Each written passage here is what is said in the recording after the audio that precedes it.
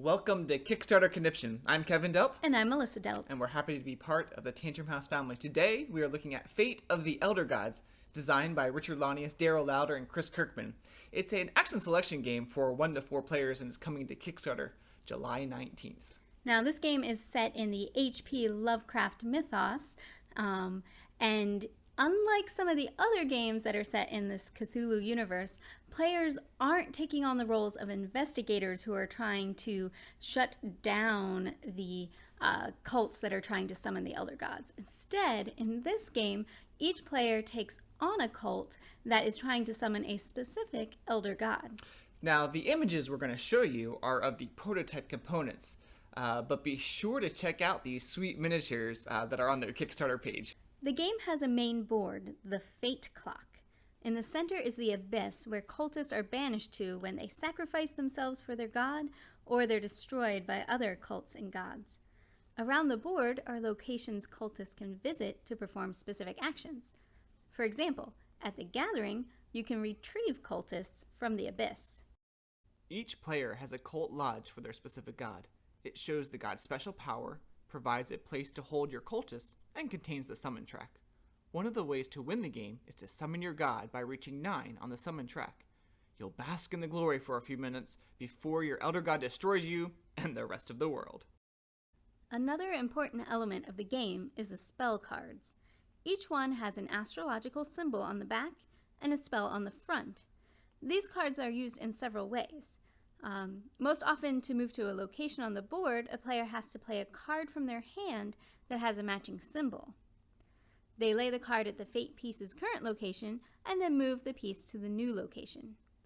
The astrological cards that have been laid at the locations are then used to ready spells. Each spell has an astrological requirement that must be met before it can be cast. So by using spells and actions at certain locations, players are trying to advance on their summon tracks before other players advance on theirs.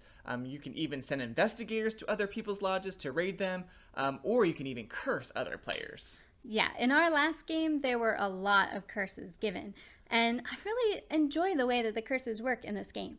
So if I get cursed, the player to my right actually draws the curse card and reads it silently. There's going to be a trigger on the card, something like moving to a certain location or using a spell. And then there's also going to be an effect, something bad, like 3 of your cultists are devoured, which happened to me. It's bad. But the thing is, I don't know any of that information. I don't know what the trigger is or the effect. So the player with that curse card needs to pay attention during my actions and movements to see if I actually trigger the curse.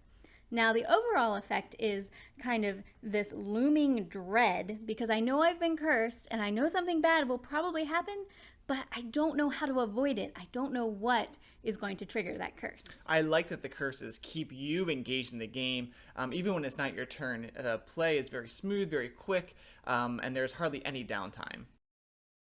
The player aid cards do a great job of walking you through the phases of your turn and explaining the actions available at each location. I really enjoyed this game. Each god has a different power, so there's tons of replayability and different strategies for you to try. There are also 2 different endgame triggers, and each one of them has a different win condition. So there are 2 very different paths to victory that you can try. I think the theme and the integration of the Lovecraftian mythos really come through in the mechanics and the artwork. I was able to play a few rounds of this at Origins Game Fair with Richard Launius and had a great time. You need to back this on Kickstarter and add this to your board game library.